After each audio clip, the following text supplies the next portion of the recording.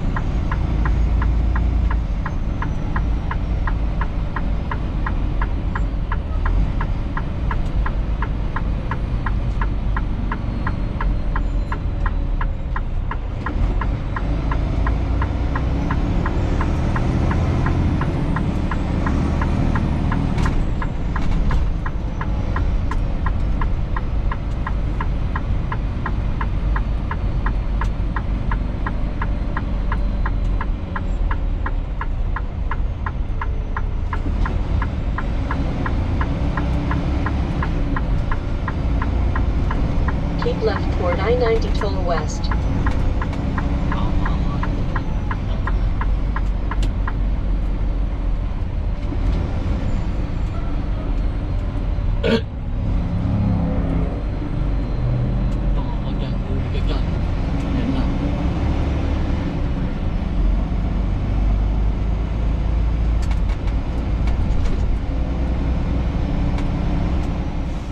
Eto mga kapatid, ano, natikman natin ang lupit ng traffic ng Chicago.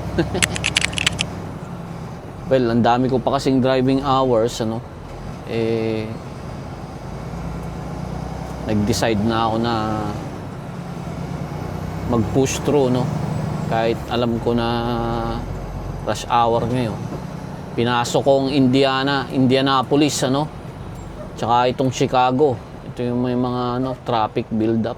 Pero moving naman, pero syempre, ayan, pero yung sa kabila, doon sa kabila, andito kami sa ano, no, I-290, tsaka I-294, no.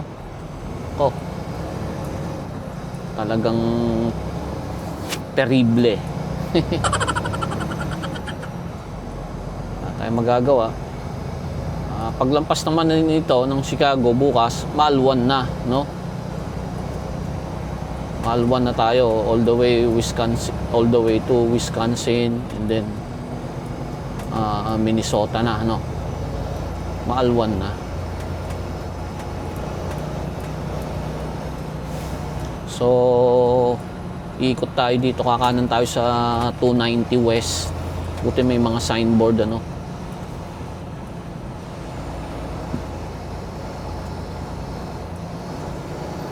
Yan, yung mga umiikot na yan ng mga truck, yan, dyan tayo pupunta.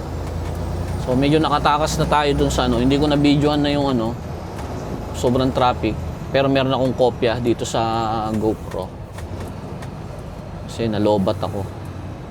Pero I think dito medyo okay na, no. Nalampasan na natin yung ano, yung delubyo ng traffic.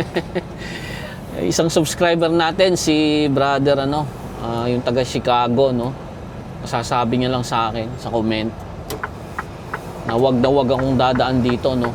Kaso nga lang, kailangan kong ano, mag-drive pa para kahit papaano may kinita tayo ngayong araw, ano. Kasi pag hindi umiikot ang gulong, walang pumapasok na income. So kailangan natin talaga mag-drive.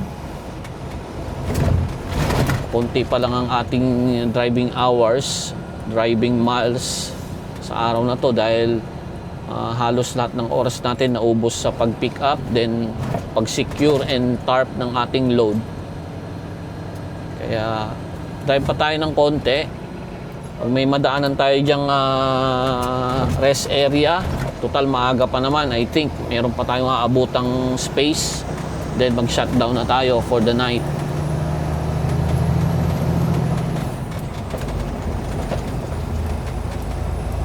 So kita-kita tayo maya-maya lang sa ating rest area, mga kapatid, ano. Ay, Magandang gabi mga kapatid. Andito na tayo sa rest area dito sa yan para maliwanag. Beloit, Wisconsin sa rest area tayo, hindi tayo sa truck stop. So dito na tayo magpapalipas ng gabi. Swerte kapag pagpasok ko, bakante ka agad yung unang slot. Wow! No? Halos puno na rin. 7:30 pa lang ng gabi rito sa Wisconsin. Parehas ang oras nito sa Winnipeg. Napansin ko, pagkapasok mo ng border, state border ng Wisconsin, from Illinois to Wisconsin, nag-iba na. May snow na. Covered na ng snow yung kapaligiran. Samantalang sa Illinois, wala. Yung kalsada medyo naging puti na. So buti na lang meron na rest area kaagad dito. And dito tayo magpapalipas ng gabi. Meron na lang tayo natitirang 650 kilometers. Kayang-kaya na yan bukas kahit medyo late ako bumangon. Kasi Friday morning pa ang delivery nitong load ko. So 650, mga 7 hours of drive na lang yan. So kayang-kaya na yan bukas. So yun lamang, kita-kita tayo bukas uli sa daan. Isang magandang gabi sa lahat. 7:38 na mga kapatid, So nandito tayo ngayon sa Beloit truck stop. Meron pa tayong natitirang 600 57 kilometers, 6.5 hours.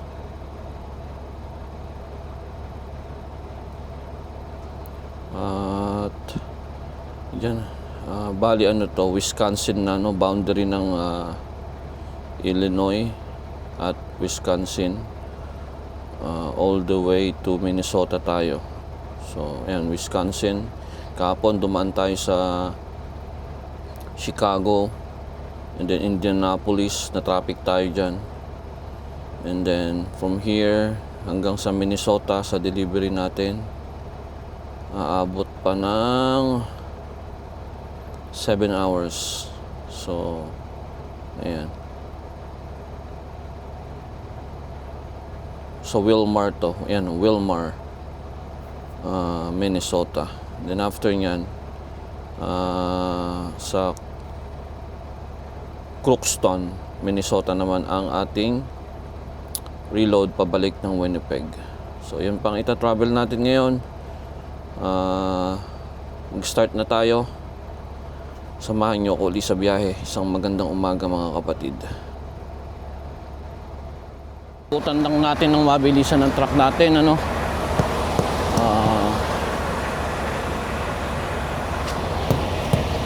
para ma-check nakalock pa yan. Tapos yung load natin, makita rin natin ang mga lights, so ito yung itsura nung ating pinag-stopan kagabi, so malamig na rito. Kung okay na okay ang temperature sa Pennsylvania, sa Illinois, sa Ohio, dito sa Wisconsin, kumakagat-kagat na yung lamig. Pero hindi kagaya naman ng lamig sa Canada.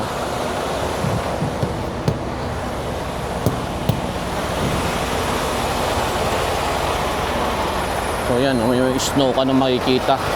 Ilang araw ko hindi nakita yung snow na yan. Pero ngayon meron na uli. So yun lang mga kapatid, tuloy-tuloy ang ating biyahe. Lalarga na tayo ngayong umaga. Good morning mga kapatid. Mga shoutout lang no sa mga subscribers natin at sa mga nanonood.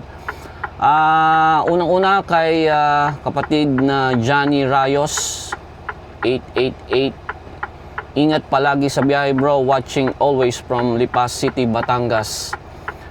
Shoutout sa iyo kapatid. Shoutout sa inyong lahat dyan sa Lipa, Batangas. Ingat palagi.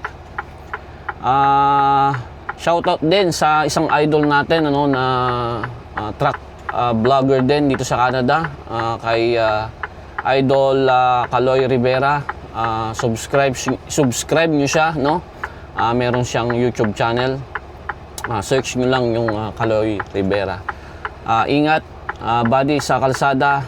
Hopefully soon magkita tayo at makapag-usap pagka nagka-tsempuhan tayo na parehas tayo sa isang location. Ingat. And shout out din kay J. Bores 9712. Nanonood siya from Cagayan de Oro City. Maraming salamat sa pag-aabang ng ating video. Patuloy lang na manood and shout out sa buong pamilya mo at lahat ng kaibigan dyan. At ganun din kay Brother Rolly Chonko 27. Shout out sa iyo kapatid. Abangan natin kung matutuloy yung plano ni Boss Marco no, na magkaroon kami ng maliit na salo-salo. So shout out sa iyo Brad Rolly Chonko. Ganun din kay kapatid na Alex in Canada. Shoutout sa iyo kapatid. Gusto niya raw na mas mahaba yung video. But then kanya-kanyang preference yan. Yung iba ayaw nila. But then salamat sa comment mo no. At mabuhay ka. Salamat sa panonood. At shoutout din kay Clipper Transport. Belated happy birthday. I think matagal na to. 2 weeks ago. Pasensya na bye. Pero happy birthday sa'yo. Belated na for sure. Kay Clipper Transport. Shoutout din sa lahat ng nandyan sa Edmonton. No? Sa inyong lahat, shoutout. Ingat po at keep warm. At ganun din kay Ma'am Susan Moreno. Salamat po sa mga suggestions nyo. At salamat sa panonood. Shoutout po sa inyo. At meron tayong isang katanungan ano, nanggaling kay Brother Ruel Atendido no. Brad, yung tanong mo is sir, baka pwede mong explain tungkol sa ilag nyo. Halimbawa, may 1 oras na lang na natitira sa oras ko no. Tapos 4 na oras pa yung layo ng customer. Ngayon, naka-stop na ako sa isang truck stop at yun na yung last na truck stop.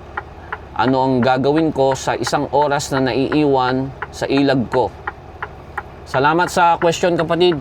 Well, kung malayo pa yung customer no, at 1 oras na lang yung natitira sa'yo and you know na wala ka nang pwedeng pagstapan sa loob ng 1 oras kung magdadrive ka pa, well, better na mag-stop ka na dun sa last truck stop na kung nasaan ka.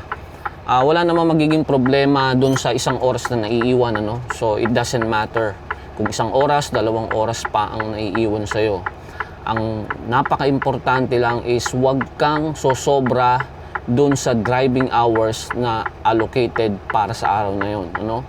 So ang problema nga lang pag may mga ganyang natitira pang oras kasi mina-maximize natin yung driving hours natin para mas kumita tayo no? Kasi remember, we are being paid by the mile. So pag umaandar ang sasakyan, pumapatak ang metro para sa kita natin. Pero once na nag-stop na tayo, wala na. Pero walang problema kung mag-stop ka na ron, ano? Yung sa 1 oras, okay lang yun. Bukas, meron kang another 11 hours kung nasa US, 13 hours kung nasa Canada ka. Kaya napaka-importante ang route planning para nang sa ganon ma-maximize mo yung oras ng driving time mo, ma-maximize mo rin yung kita mo. Okay ba kapatid? Maraming salamat sa iyong question. At sa mga hindi ko nabanggit, shout out sa inyong lahat. Mabuhay kayo. Salamat sa panonood, sa mga subscribers, sa mga hindi pa nakasubscribe, please subscribe. At sa mga nanonood po, please like po ang ating video para makarating ito sa mga kapatid natin na hindi pa nakakapanood. At samahan nyo ako, patuloy tayong magbiyahe sa biyahe ng buhay. Huwag nating kakalimutan, mata sa kalsada, kamay sa manibela. Isang magandang umaga. Okay, let's go. Start of the day na, mga kapatid.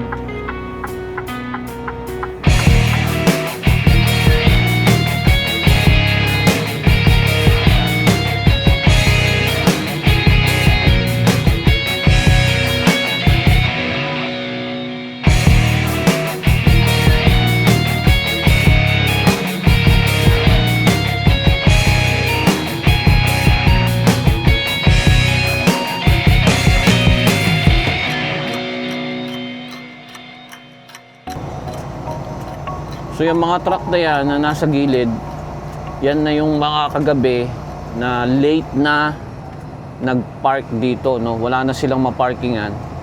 Kaya dyan na sila sa gilid ng kalsada nag-park. Yung gilid ng ramp. So, pwede naman yan, pero mayroong mga state dito sa Amerika na hinuhuli nila yung ganyan, ano? Hindi ko lang sure kung anong mga state yan. Yung mga may higpit na state, ano, yung mga malalaking state. So yung mga dilaw na nakikita natin, ano, yan yung senyalis na yung daan na tinatahak natin. No, yung mga dilaw na yan. Malayo pa yan, kita mo na eh, pero hindi mo mabasa. Kadalasan yan, exit yung linya na kung saan binabaybay mo.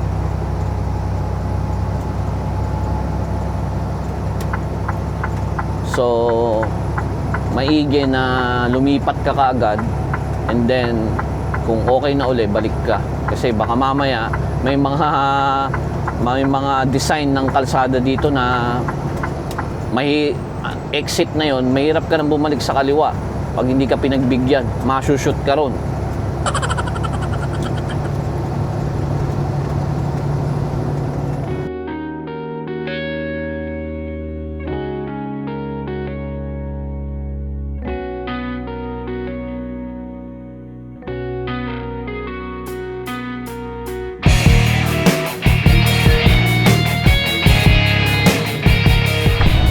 Ano, medyo sumama na yung panahon dito, no? Yung buhos ng snow matindi. May na-record ako dito sa Garmin na nag-slide na kotse, pick-up truck. Kanina lang, ewan ko kung na-save, pero I think na-save kasi nagsabi na ako kaagad ng save Garmin eh. So eto, meron ditong isa. Ang bibilis kasi ditong mga ano eh, mga puti magmaneho eh. Ayan oh. Ayun, nandun pa yung tao, mga kapatid, ano. Nag-slide yan, sigurado. Nag-slide siya. So dahan-dahan tayo, mga kapatid, ano. Dahan-dahan tayo.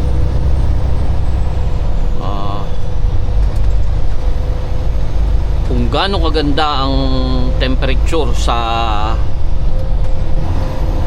Illinois, ano, kagabi pa kung dumaan tayo, yung pagpasok ko nga ng border ng Wisconsin sa Beloit, may snow na, nakita ko. And ngayong umaga, nakita ko na, nakalimutan ko lang sabihin kanina, no, sa video ko, na masama ang panahon. Ayan, no, kitang kita dyan na masama ang panahon.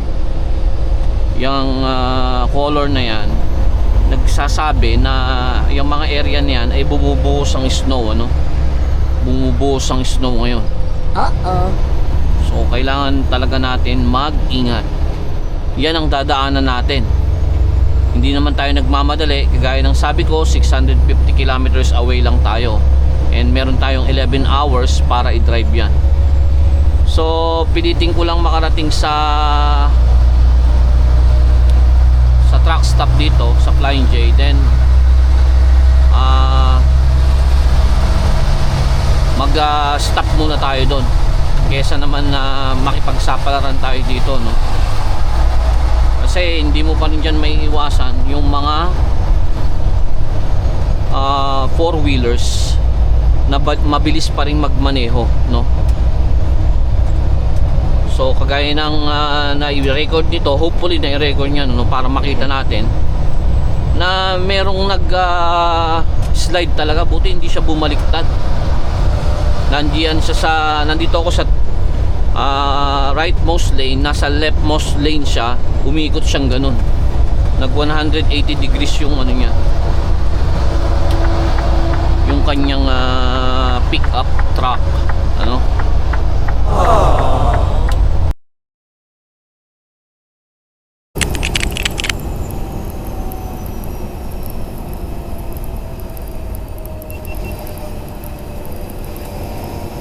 Hey Garmin, save video. Hey Garmin, save video. So dito tayo sa pinakagilid, magbagal lang tayo, no? Pagka ganitong panahon, may karambola sa harap, tapos napakabilis mo, baka masama ka, ma-involve ka dun sa aksidente, no? Wag naman sana, no?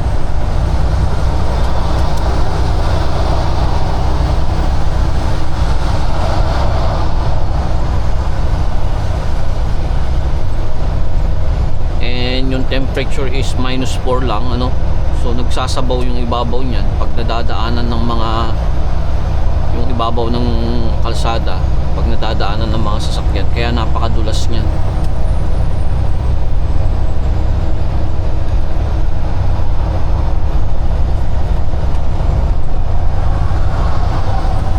Makikita nyo mga kapatid, halos sino-overtaken tayo, no?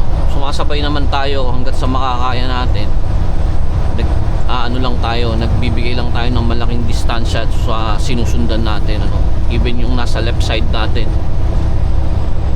just to make sure na meron tayong distansya if in case mag sudden stop yung mga sasakyan sa harap.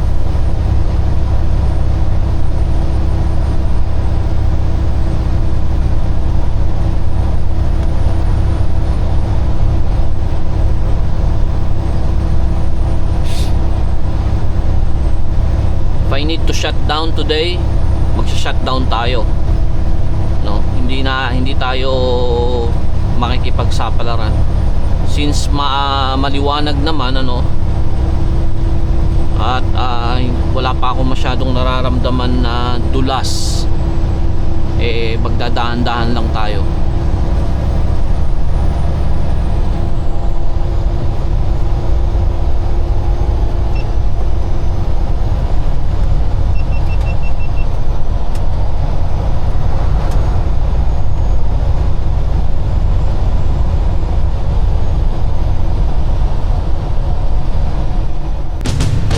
Sumasama ng ano, ayan na, nagkakaroon ng build up na, malamang meron na naman problema dyan sa area na yan, ano.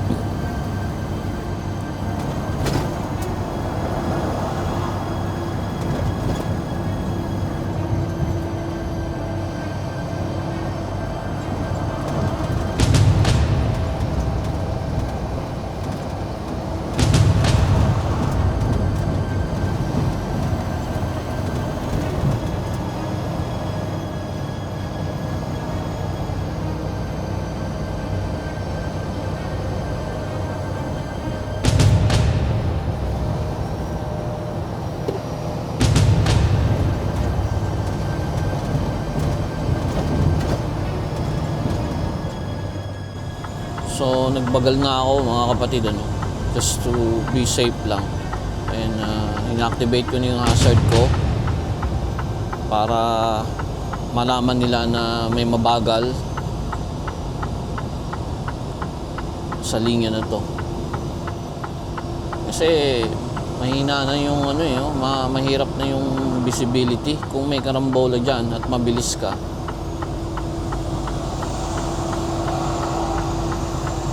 Eh meron kang kalalagyan. Uh-oh.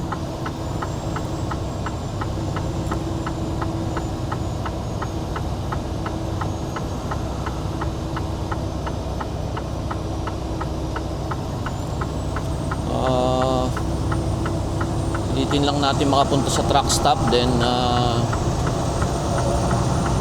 maghihintay tayo doon.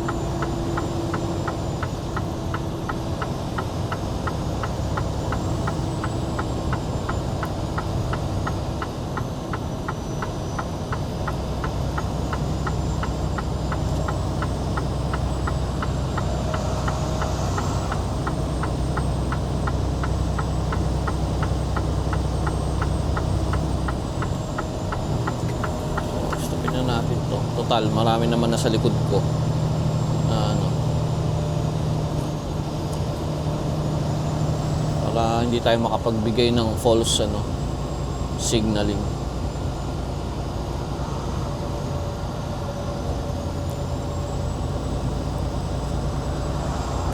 Tandaan lang tayo.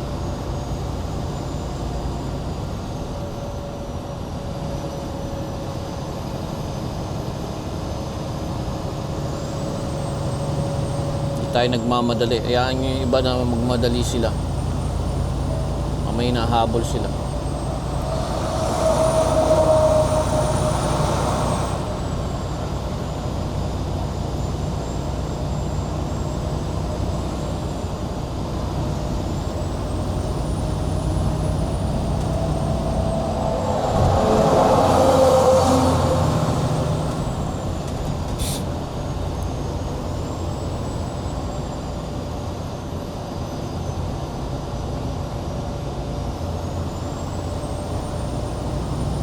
So, habang papalapit ng Canada, ganito na yung sitwasyon, ano?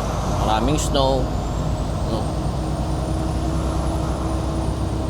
Pero karaniwan talaga dito, itong Wisconsin area, Minnesota, North Dakota, yeah. Talagang inuulan talaga ng snow to pag winter time. Pero pagpasok mo ng Illinois, Ohio, sa mga area na yan, Indiana, hindi masyado.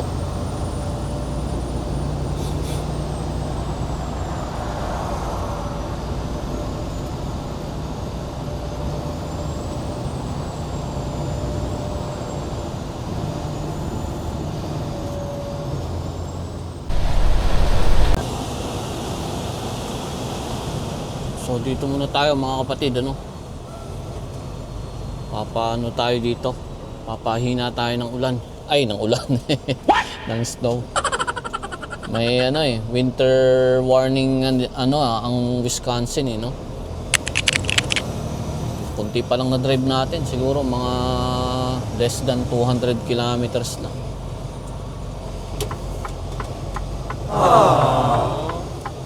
Kasi masama ang panahon. Keep left to Commercial Street, then take the first left.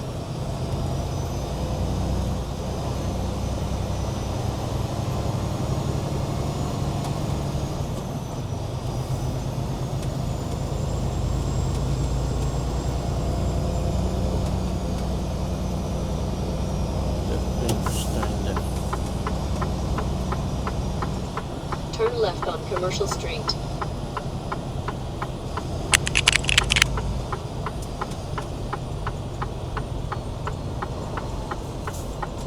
So dito na lang tayo.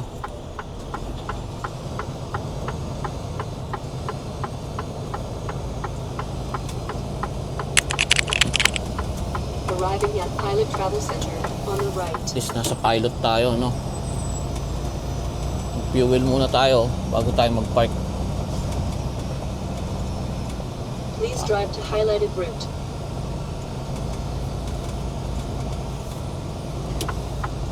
Mamaya na pala. Kasi paikot din pala to eh. Turn left on College Avenue, then take the first right.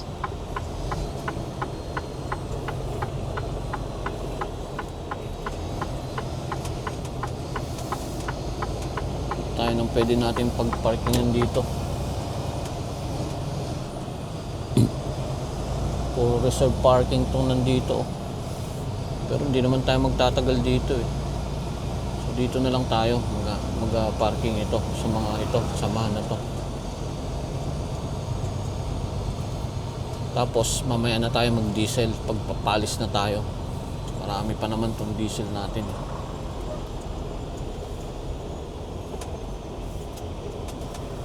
Pasok tayo dyan sa sa may blue. Tabi ng blue.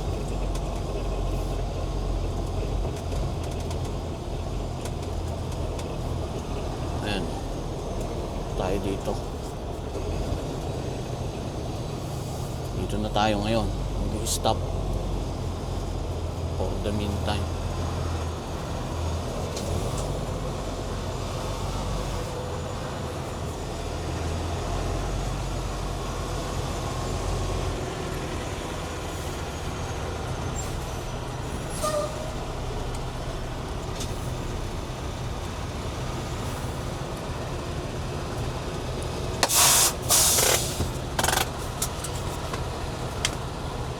So dito muna tayo, hintayin natin yung snow na yan, pakalakas.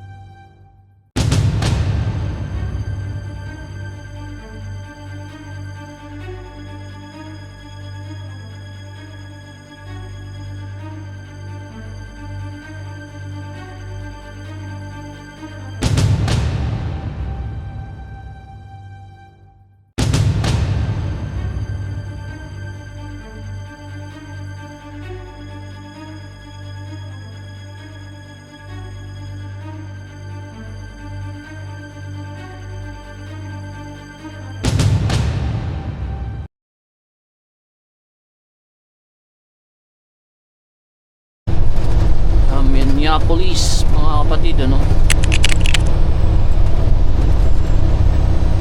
City of Minneapolis. Nandito ang ano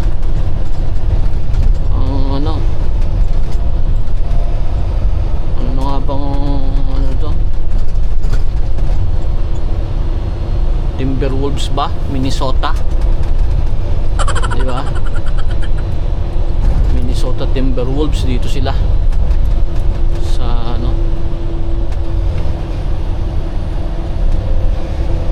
Minneapolis.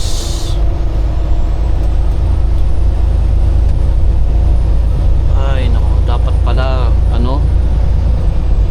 nilaban ko na kanina yung biyahe para maaga sana ako nakarating. Mula dun sa pinagstapan ko kanina, mga lang mga 50 kilometers naging ganito na yung daan. Hindi naman totally na ganito na makaganda, pero naging maayos na after 50 or 60 kilometers. Yung pangit is dun lang sa pinag-stopan ko talaga. Sayang.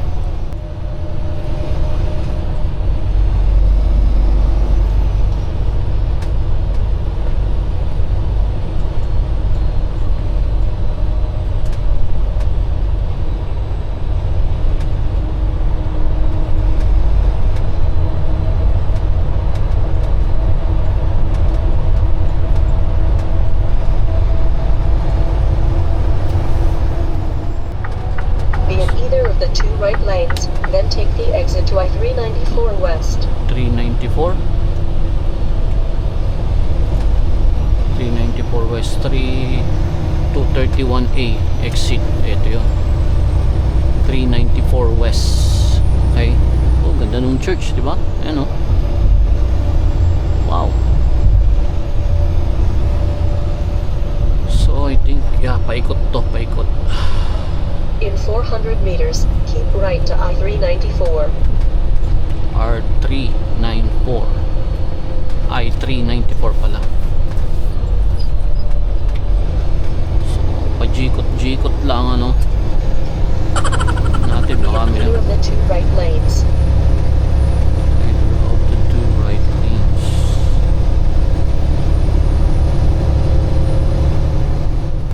At least ngayon malapit na tayo sa katotohanan, kasi kung hindi ako nag-drive, bukas pala na Friday hanggang alas 12 lang ng tanghali mag-a-accept ng delivery. 2 kilometers, keep left to I-394 West. Pagka hindi ko na-deliver bukas ito, sa Lunes na. So ibig sabihin 2 araw ako na maghihintay. No. Kaya pinilit ko kanina magmaneho. Akala ko pwede kasi ng Sabado eh. So okay lang. Nakaraos naman, meron pa tayong 4 hours, so 150 kilometers, kayang-kaya na yan.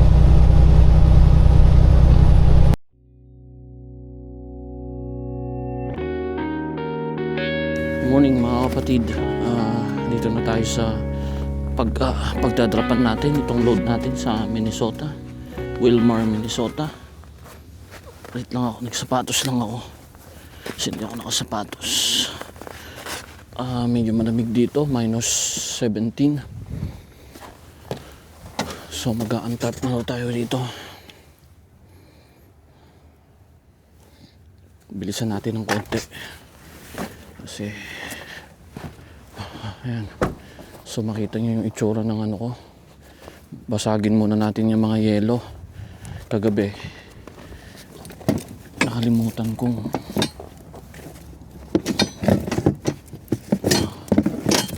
basagin yung mga yelo. So ayan o, kailangan kagabi pa lang binaklas ko na dapat to.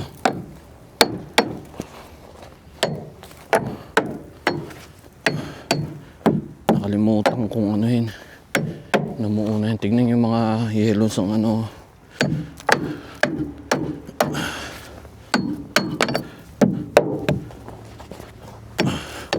Hindi mo alisin yan, hindi mo mabubuksan.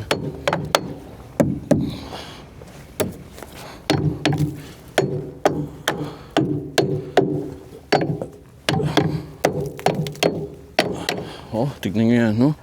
Namuong yelo, oh. Dapat yan, maalis na yan.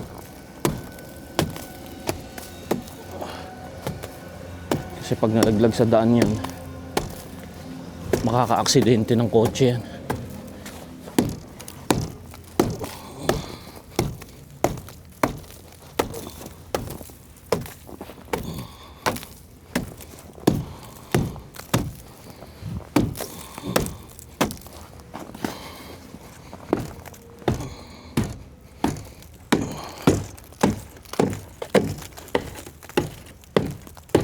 Ayan, di ba? Namuo.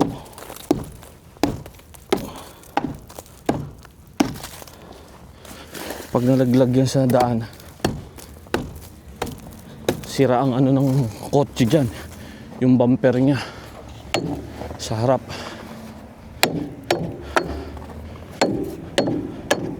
Pag nalaglag yan sa daan,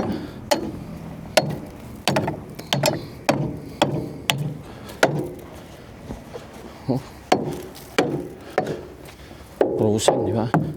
Pero hindi naman kagaya nung -27, di ba? Nung nakaraan -27. Ito hindi. Kaya natin to. Tsaka walang hangin dito. Ayan, lumalabas na yung araw. So, yan, mag-untarp na tayo. Okay. Ito lang muna yan. Patayin natin yung lights. Okay, tara. Itong gamitin natin yata. Kasi magbabasa eh. Mamaya na to para pag matigas na yung kamay ko. Hindi ko nabuksat yung ano ko Yung okay lang.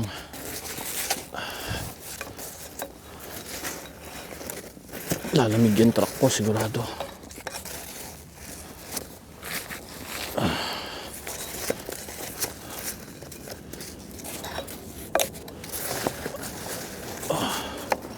So, ganun uli ang ating sitwasyon. Ang tarp. Then, makita nyo, yan sa mga bay na yan, yan o. Yan sa mga bay na yan, dyan tayo papasok sigurado. Morning, sir. You need the paperwork? I don't need no paperwork. Okay. But I'll let you go inside and do this so you're not cold. Right around the corner is door A. Right here. Right here, it's door A. Yep. So, I'll Just drive straight okay. in, stay to your right lane. You're gonna go to Bay 2. Right lane, bay 2. Okay, thank you, sir.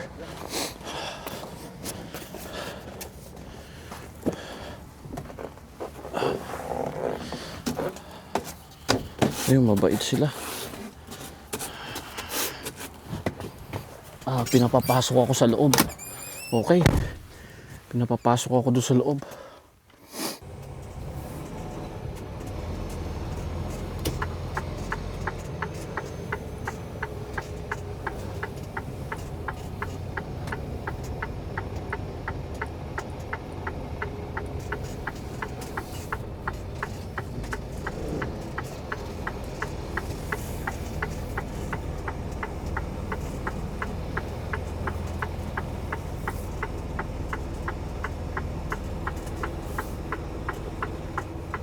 So mabait sila dito. Pasok nila tayo.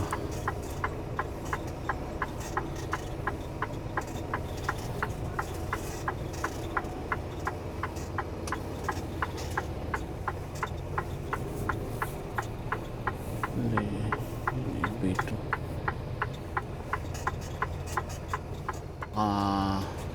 Madali tayo ng violation. Na kasi sa company namin bawal mong ibibidyo yung pangalan ng kliyente. So yung meron yan, nakikita nyo may mga signage dyan na may pangalan ng kliyente. Ano ko na lang yan, ito-turn off ko, i-blur ko.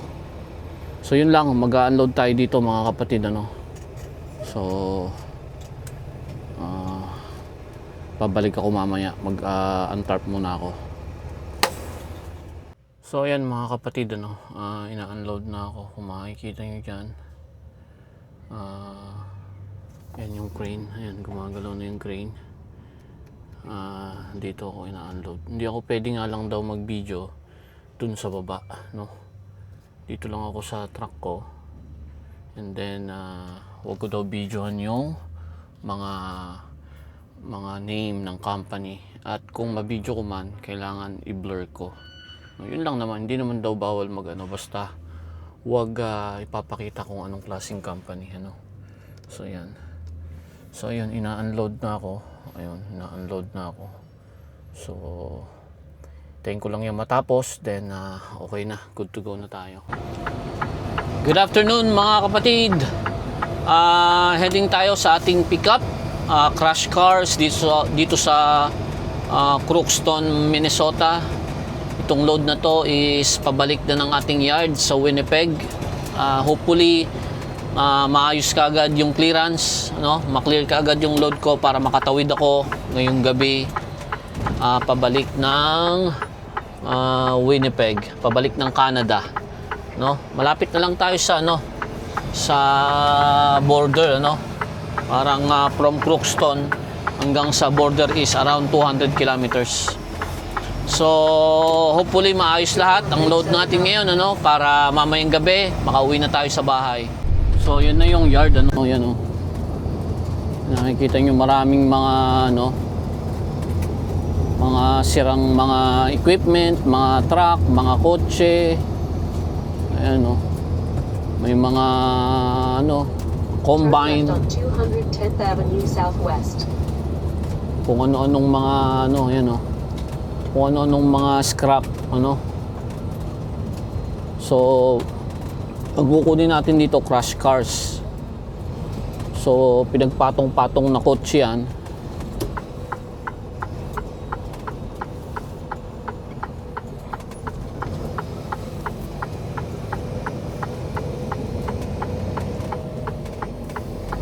Head to 35705 Ayan. 210th Avenue Southwest, Crookston, Minnesota 56716 on the left. Hopefully, nandito na sila.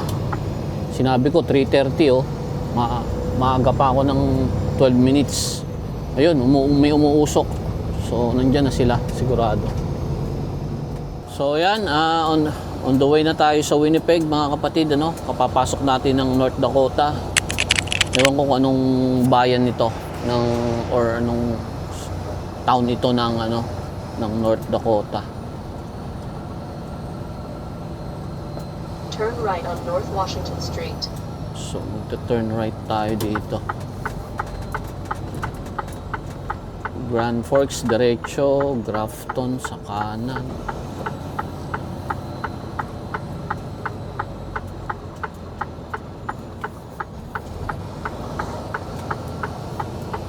Ano tayo dito raw eh.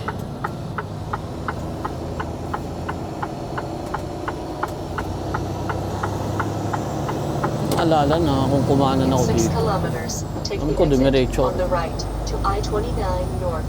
Mag-load check lang tayo mabilisan, ano, mga kapatid, habang hinihintay natin yung ating clearance ng load, ano, load check lang tayo. So, we make sure lang na maigpit pa tong mga chain. So, ito pala yung load natin, ano, mga kapatid. Yan, kung makikita nyo, crash cars yan. Yan yung kinuha ko kanina doon. Ang labig dito, minus 24. Papalapit ng Canada. Napakalamig. Maigpit yung mga chain. Siguraduhin lang natin, ano. Yan, maigpit yung chain niya. So, hindi siya bumabagsak. Okay pa rin ang itsura niya. So, dito sa likod, ayan, tiga-apat na chain yan. Lamig dito, grabe. Nakatakas tayo ng ilang araw sa winter. Ang lupit ng lamig ng Canada, pero ito, babalik na naman tayo, mga kapatid.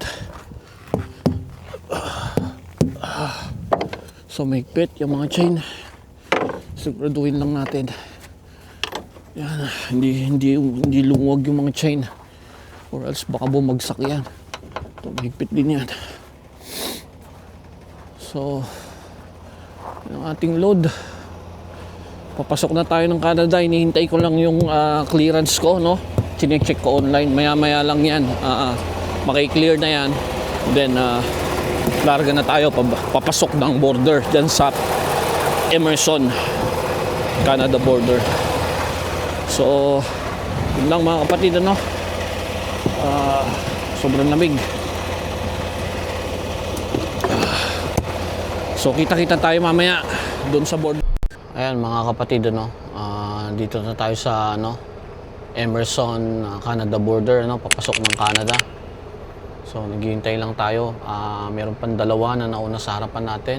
Then after nan, tayo naman ang tatawid dyan. Naka-ready na yung ating clearance. Na-clear na. Na-check ko na kanina. So, yan. Lumarga na siya. Tayo nang susunod.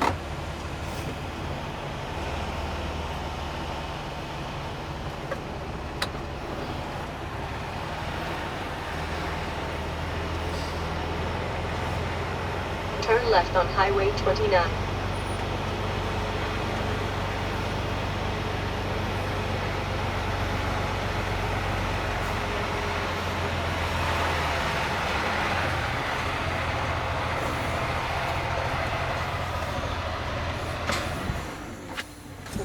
Good evening, sir. How are you tonight? Good, sir. How are you? Not too bad. Where do you live? Winnipeg, sir. How long were you outside of Canada? 3 days. Okay, where'd you deliver? Minnesota, sir.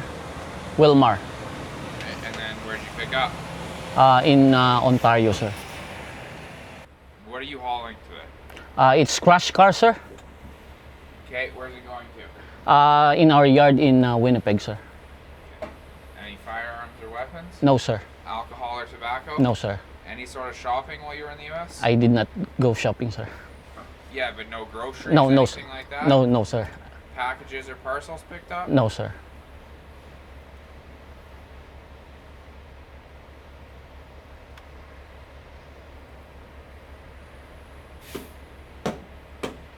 Have a good night. You too, sir. Thank you.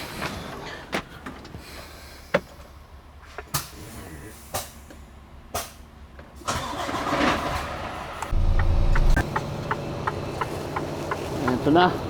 Hindi na tayo sa yard, mga kapatid. Na-drop na natin tong trailer para matapos na ang run na ito. Saan lang natin to? Pintuan para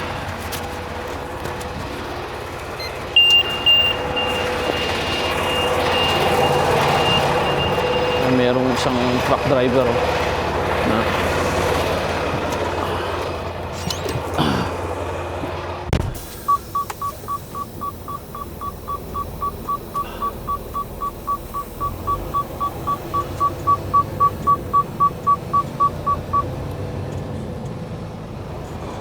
so hanggang sa muli mga kapatid, ano, patuloy lang kayong sumubaybay. Dito na natin na tatapusin ang week na ito, no. Drop na tayo dito, drop na natin to, then okay na tayo sa run na ito, no. So sa mga susunod uling biyahe, kita-kita po ulit tayo mga kapatid, mga brother. Isang magandang gabi. Manibelang Pinoy po.